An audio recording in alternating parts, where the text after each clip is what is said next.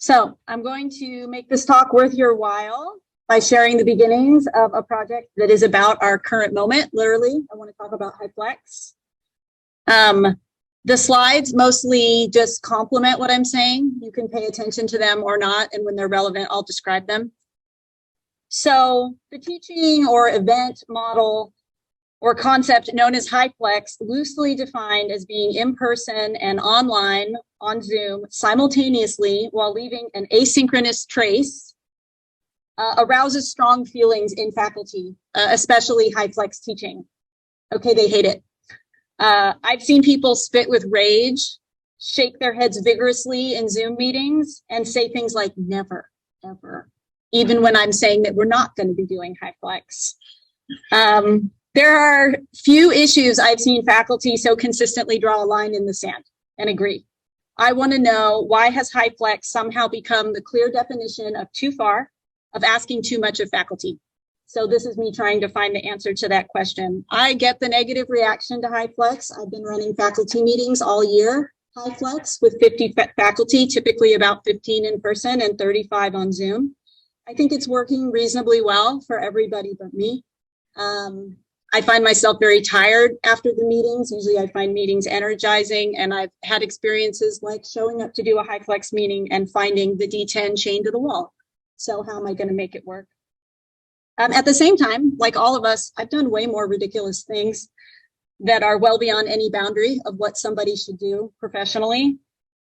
These include putting together a complex review file while evacuated, and more recently, transforming my courses to remote overnight multiple times, paying for my own conference travel. So I guess I'm wondering, given that I'm willing to do all of those kinds of things, why do I hit Hyflex? And a lot of us hit Hyflex and say, I'm out. This is the boundary. So part of my interest in this project is my desire to consider my own tendency towards black and white thinking, which is the outcome of a particular type of childhood, which I'll get to the end. I've learned to think twice when something that is clearly complex gets boiled down to being all good or all bad, instead of somewhere in the middle, in the gray. So we are not in the gray with attitudes towards Hyflex, though we may be in our actual practices. We seem to want and sometimes need Hyflex strategies. Right, we have it here today. I know people who've done it in their classes because they feel like it's better than the alternative, catching students up later and all of that. But of course, it is about our meetings and our conferences and our events. I know a lot of us want the opportunity to save money, save time, go to events we don't usually get to go to. I want to say too that I think a lot of us value in-person interaction. And I know for me, my anxiety and depression is crushing without it. I remembered that this quarter when I wasn't teaching. I'm not so good at getting dressed and going to things, just sit home at work. And I'm wondering, if we are rejecting Hyflex, what are we throwing away in terms of what we've learned during the pandemic? So put simply, we're still doing and wanting some Hyflex while loudly declaring that we hate it. And if we want it for ourselves, can we definitively say that our students can't have it too? So to answer these questions, I studied recent scholarship on Hyflex strategies in higher ed. I'm often a deductive researcher. I know my argument going in, but this was, again, to kind of challenge black and white thinking. I went into it very open-minded to see what I would find, and it did significantly shift my views on Hyflex. I've been thinking about this project for a while, but I'm only about 3 weeks into it. Good planning. So please bear with me. So we're a little heavy on argumentative speculation, a little light on research. So I'm not here to defend Hyflex or decide that I'm not doing it anymore. I'm suggesting that our antipathy warrants analysis, rhetorical analysis. So here's the loose plan for today, for about the next half hour. I'll talk a little about methods, how I gathered my sample, look at how the scholarship defines Hyflex, how it articulates benefits and challenges, how this connects to disaster capitalism. This looks like a lot now that I'm saying it out loud. How the scholarship on Hyflex doesn't address disability, and then sort of end by talking about trauma, and then thinking about black and white thinking sort of throughout it.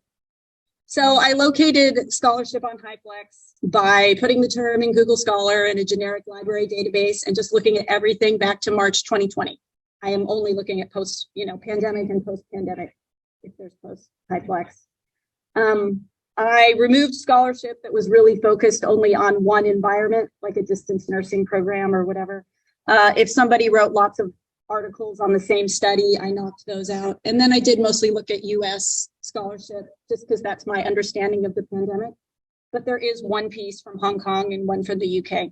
So my initial sample is 15 articles published between March 2021 and May 2023.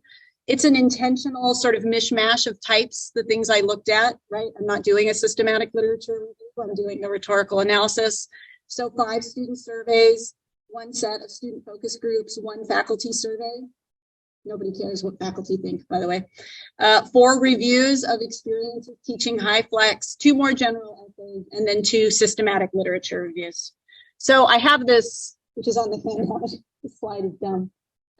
But I also just have this chart, so you can kind of glaze your eyes. And I did read the pieces in order to kind of just have that experience of what did we know in 2021 and how did that start to change.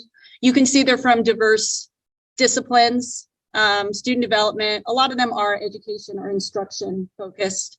And then I'm really asking 3 questions.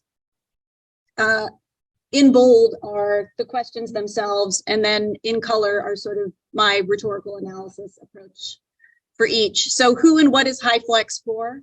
I looked at this by looking at sort of how the authors define Hyflex in their own words. How do we articulate the value and challenges of Hyflex? So looking for those discrete moments in the sample where they really talk about the benefits and difficulties. And then how does the pandemic inform this pandemic era scholarship on Hyflex? I want to spend more time on this, but I looked a lot at how the articles start and then a few other references.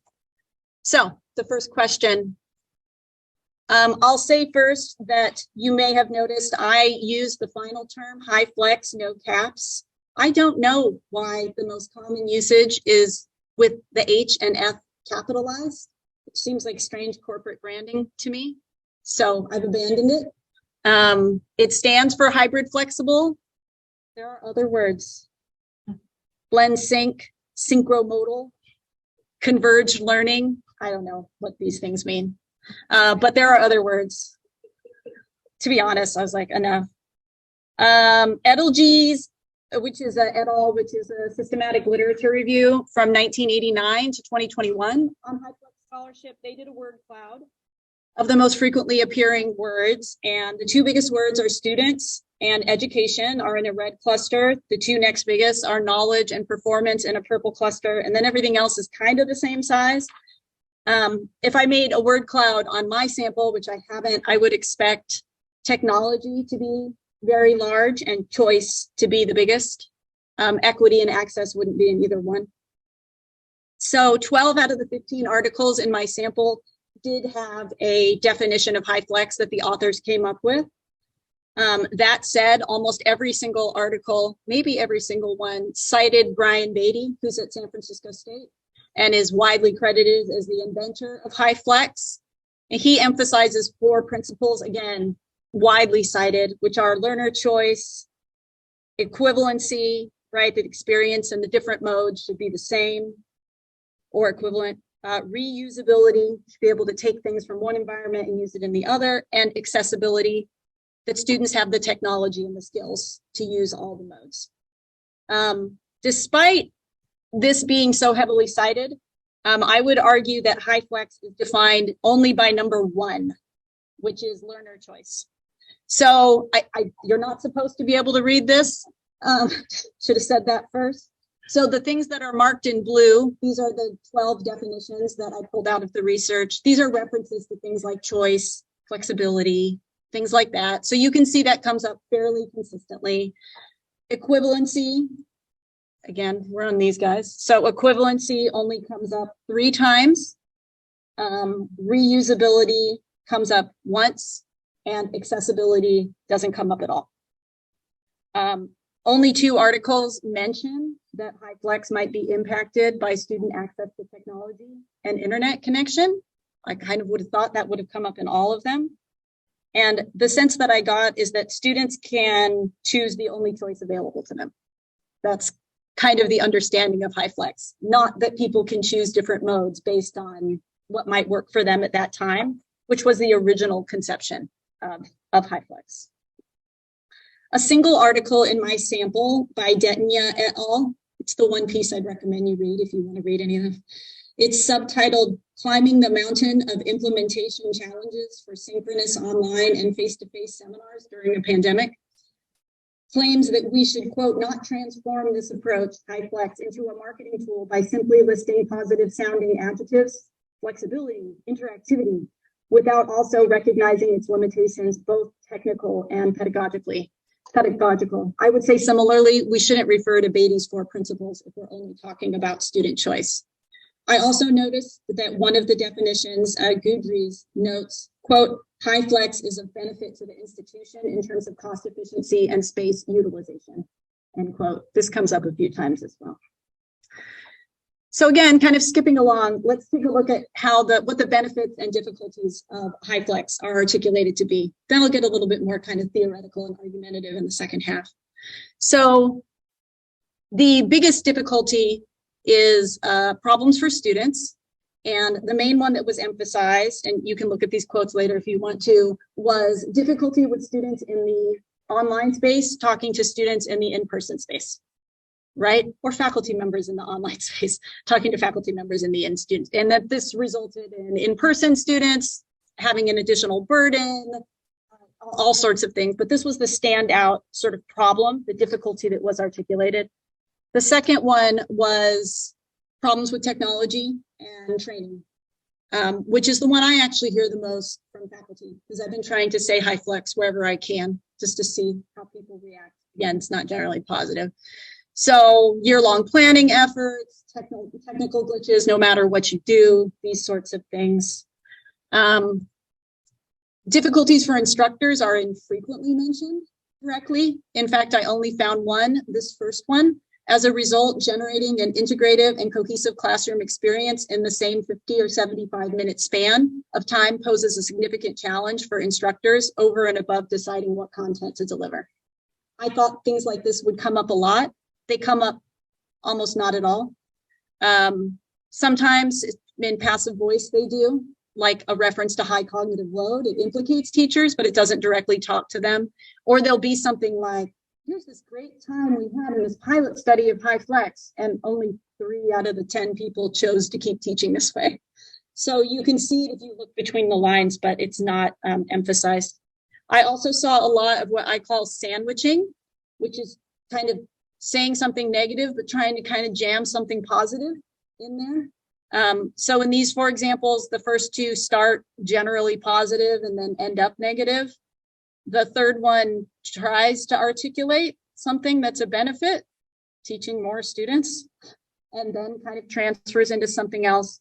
And then the last one tries to say something nice right in the middle. The last one says, for those considering teaching this course, the Hyflex course, we advise having your eyes open to the fact that it is significantly more work to teach this way, both before and throughout the semester. We enjoyed being part of the pilot, but would have to carefully weigh other commitments before committing to teaching this way in the long term. I don't find that middle compliment to be very convincing, but I saw a lot of these kind of rhetorical moves of like, well, it did this, but let me tell you what I really think. So that's an interesting move. As far as benefits, the number one benefit was choice. Choice for students. And the reason we know it's good is that students like it. It's not really about assessing performance or outcomes or anything like that. And it's only about students. So that I'd say is the number one. I could have pasted more in here. Then there was sort of this diverse array of benefits for students. Things like joining remotely on the way to class if they're late, getting caught up if they're absent, if you don't want to talk to your instructor. Things like that. Some of these don't require Hyflex, right? There are ways to get students caught up if they're absent. I don't want students joining on their phones on the way to my class, but so that just doesn't seem that important. Like given the difficulty of Hyflex, I didn't particularly find these that convincing. What I was surprised is that there wasn't much there wasn't really consistent, clear articulation of being able to continue learning during COVID or other disasters as a benefit. I thought that would be the standout benefit in pandemic era research. So I put 5 on this slide, but the last 2 aren't really about COVID. And I'll talk a little bit more about how this research accounts for the pandemic. The last benefit was that it prepared students for the workplace, prepared them to work in virtual teams. I don't know, I'm not a corporate trainer, so this to me was not particularly convincing. There's only a marginal attempt to try and articulate any benefits for faculty. See, I put a line through it. I guess that communicates how I feel about it. Hyflex is also seen to deliver benefit to higher education teachers, as they need only to deliver each course once instead of separate in-person and online versions of the same course. But wouldn't you be paid for 2 sections then? If you taught it twice? So there really were not anything articulated for faculty in the scholarship. So these difficulties and benefits are in line with neoliberal goals of teaching more and more students more and more efficiently. Scholars have critiqued higher education's response to the pandemic, with Watermeyer et al. Describing pandemia, like academia, which, quote, provides legitimacy to economic opportunism and the surrendering of an ethic of care in the university. In Higher Education and Disaster Capitalism in the Age of COVID-19, it's a great book. Vujovnik and Foster are unequivocal in their critique of Hyflex. They say the Hyflex model is a disaster capitalism response to pandemic fears over loss of revenue and the opportunity to bypass faculty voice in decisions that would transform teaching in the higher education context. They also note that Hyflex, as invented by Beatty at San Francisco State, was invented for master's students getting a degree in educational technology. And we can't just take something like that and then just map it on to all students in the pandemic and make it work. At the same time, I do think that Beatty has capitalized on the popularity of Hyflex. And he notes that it's good for many emergency situations, including, quote, local and regional emergencies such as transit strikes, electrical outages, building closures, wildfires, and the smoke they generate, and major storms. This, of course, ignores, right, that strikes are supposed to close down the campus, that if it's smoky on campus, it's probably smoky at home, etc. Sometimes it's okay to stop, to not, as my university says, keep teaching. We're not the only one to use it, though. So perhaps we say no to Hyflex because we have a modicum of control over our teaching modality. So we hashtag keep teaching, but not Hyflex. So in sum, while I often hear that people hate Hyflex because the technology is difficult and insufficient, if the distaste for Hyflex has more to do with rejecting disaster capitalism, we should be more clear about that. Saying Hyflex is wrong is different than saying it's hard. Okay, so we need Hyflex and it's terrible. Sometimes being in the gray is being at an impasse. In Pedagogical Impasses, Post-Human Inquiry in Exhaustive Times, Guyot and Flint note, impasses have come to signify an incessant onslaught of standoffs and barriers tethering us to a present that seems to somehow both move and remain stagnant. And they note that these impasses are part of the precarity of sort of living in our current historical moment. They say, always on the horizon, always located somewhere else. Precarity is characterized by a cruel optimism where a desire for the future is actively impeded by that very desire. In other words, it becomes cruel to orient toward the future when the precarity of the present moment means that the future will never arrive. Or even if that moment one orients toward does arrive, the future has already moved on. Hyflex also seems animated by this cruel optimism. It imagines something that it never really achieves. And its false promise of choice is deeply embedded in precarity. And of course, it bothers me that this articulation of precarity also feels like an articulation of Hyflex. But impasses, sometimes they ease. There is almost no mention of using Hyflex in settings beyond teaching. Again, kind of surprising to me. But perhaps this is because in pandemia, teaching Hyflex generates tuition dollars and Hyflex conferences cost money. When I searched for Hyflex and faculty meeting in quotes, I got like a shaky test video on YouTube. And then I got a .com site trying to sell audiovisual equipment to the young looking gray haired woman in a chic living room having the Zoom meeting of her life. Perhaps this is because Hyflex is more narrowly a teaching and pedagogical term than I first thought it was, but maybe it's also that we think we should be hyper flexible for our students, but not for faculty and staff, or that we should, but it's not worth doing any research on. But there's nothing on it. There is a small amount of scholarship on the post-pandemic future for academic conferences. I'll linger on a piece by Parncutt et al., which tracks the climate impact of travel, articulates drawbacks of virtual and hybrid conferences, and offers a multi-hub approach that prioritizes, and I love this, academic exchange, motivational character, inclusivity, and environmental sustainability. These hubs are smaller gatherings of in-person academics who meet for larger online events. And then there's also opportunities for fully online folks. They consider how this might work on an international scale. They track time zones. It's kind of mind-blowing. I will say this is the single article that gave me ideas about what I might do instead of Hyflex faculty meetings, and what the campus might do instead of Hyflex teaching, right? So what might it mean to have multiple spaces on a campus to gather in person? This is my campus, right? What might it mean to, instead of having breakout rooms that nobody likes, to have different spaces on campus or off campus? I have a few libraries here too. It's a lot of work, but is it any more work than Hyflex?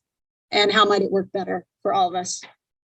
But I love this idea for like Cs, right? That there'd be regional conferences you could drive to. So, part of my concern with the black and white dismissal of Hyflex is that maybe we need it for disability access. But I found that in this scholarship that I considered, disability is entirely ignored. I'm used to it being ignored with what I do, but this was more ignored than I expected. In a piece on the affordances of online and hybrid teaching for equity, Compton et al. Question the ways that higher education continues to embrace hybridity and remote access for aspects of business such as conferences and teaching, but then says not for teaching. And their broader concerns for disability access and activism on court as related to Hyflex, I think are worth reading at length. Higher education achieved something unprecedented and remarkable during the COVID-19 lockdowns. It may have been clunky, flawed, inconsistent, and not as good as planned and fully resourced online education, but it showed that where there was a will driven by an abled majority, there was a way. The immediate post-lockdown period demonstrated similarly that although beautifully resourced Hyflex rooms were generally out of financial and logistical scope, hybrid options could be enabled swiftly and relatively cheaply.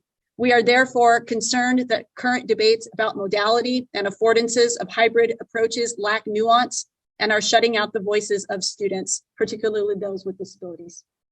Yes, so I read it because I can't say it better. Disability is the main reason I posted Hyflex meetings. It's the top priority when I assign online or hybrid courses. I can name the people in my program who would not have jobs or would have been forced back in person at their peril if there hadn't been hybrid and Hyflex. For these reasons, I am likely to Hyflex for some things. I noticed reading this yesterday. At this point in the paper, I start using Hyflex as a verb. But as I've really studied Hyflex, my views about it as a tool for disability access and justice have changed.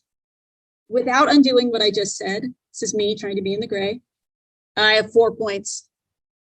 Number one, Hyflex isn't about disability. It's like I said, it's not in the scholarship.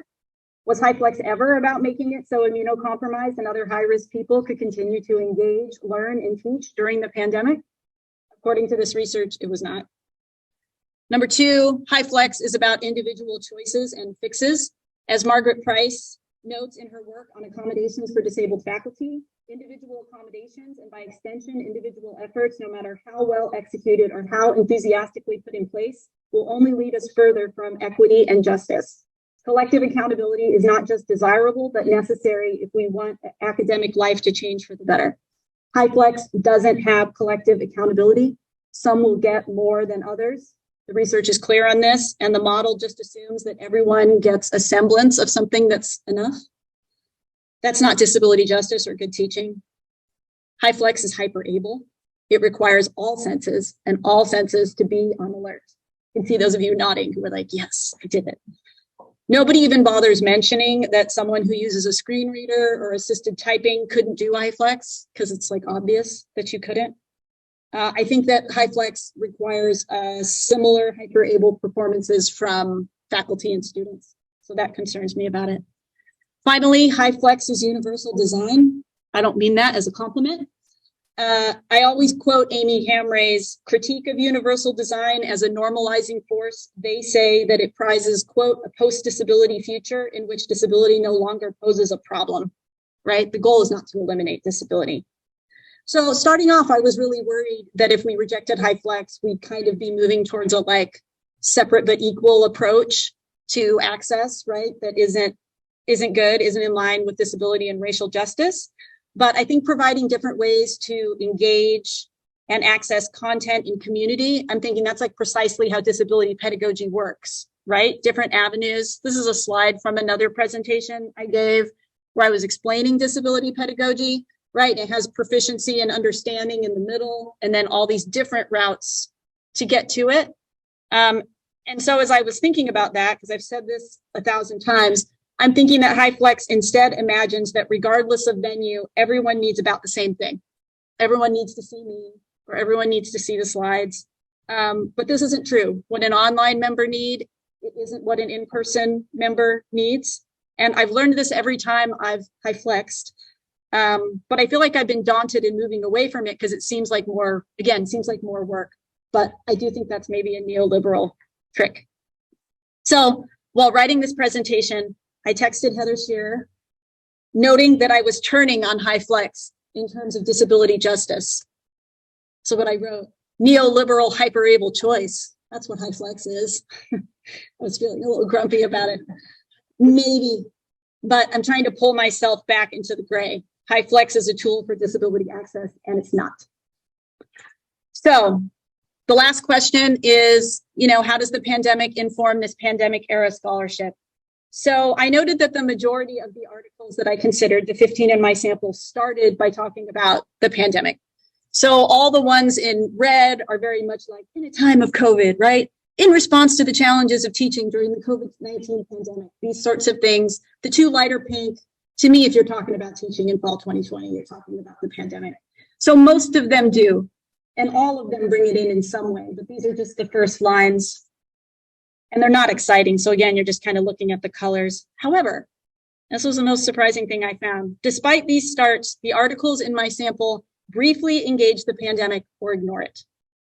I find this troubling because the pandemic, right? It's like the ultimate confounding variable.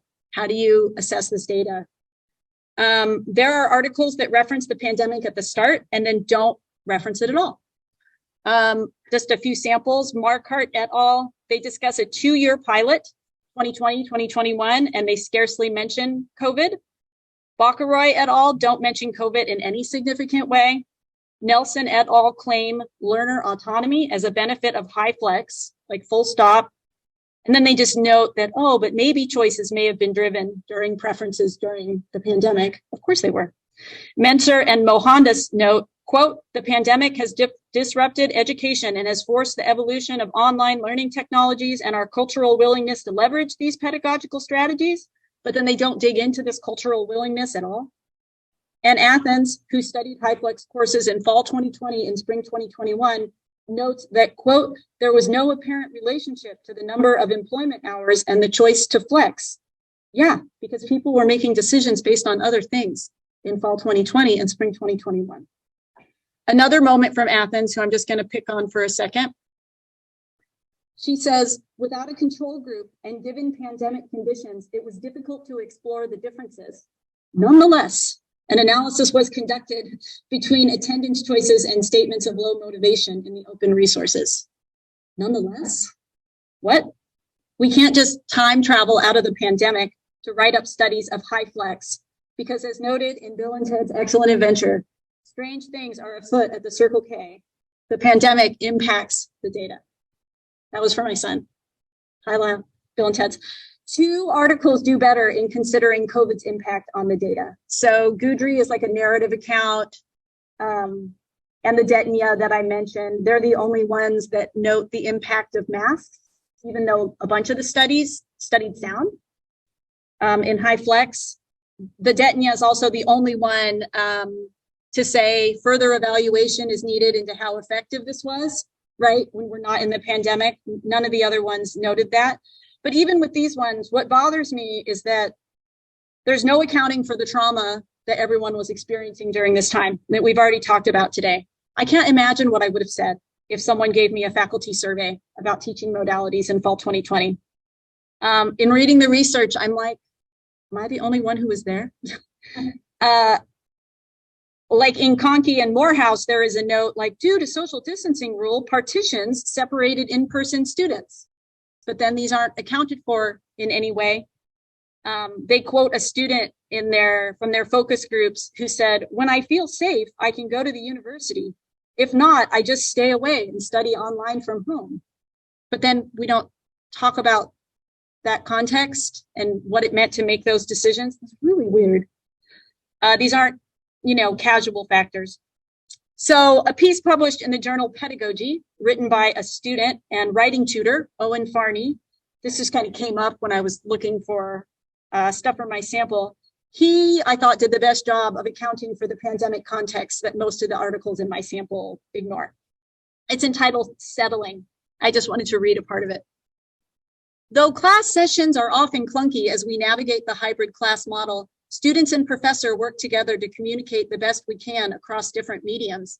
My professor calls on students both online and in the class. Hands are raised virtually and in person, and sometimes online students' comments scroll by in the chat with an entirely independent discussion that gets missed by those of us in person. What is class like for them? Why are they home instead of here?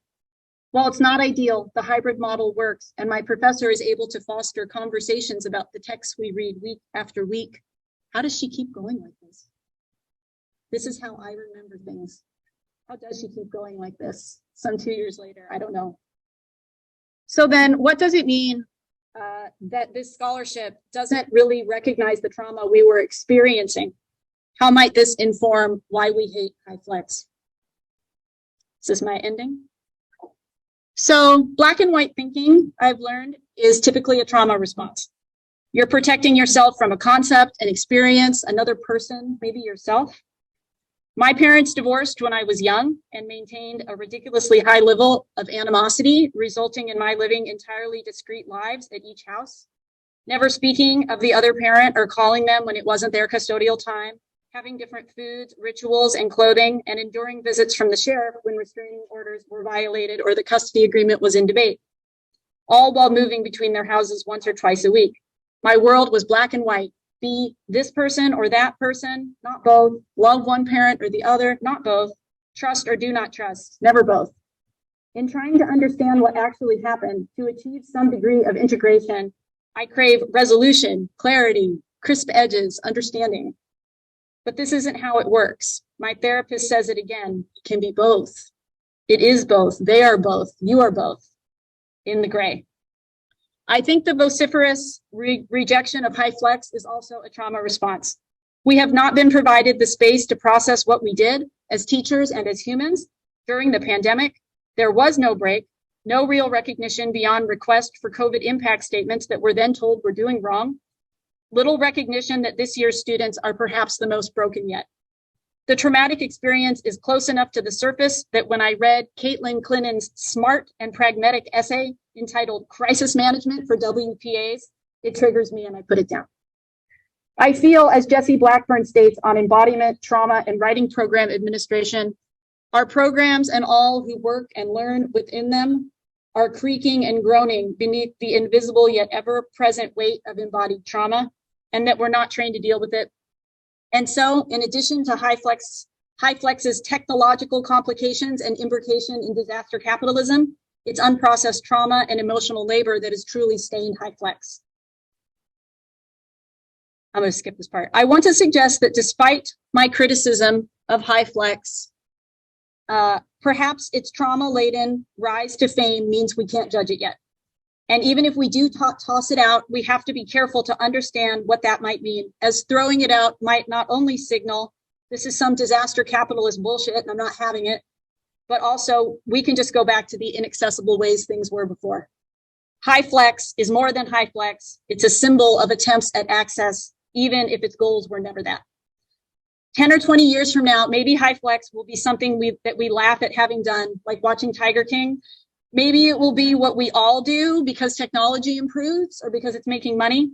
As much as my black and white brain hates it, all we can do is keep processing, stay open, because integration is elusive, because hating Hyflex doesn't make sense and won't make it go away. Seeing the gray for what it is, I'm learning, is better than black and white fictions. So I lean into the gray, flexing slowly in the face of trauma. Thank you.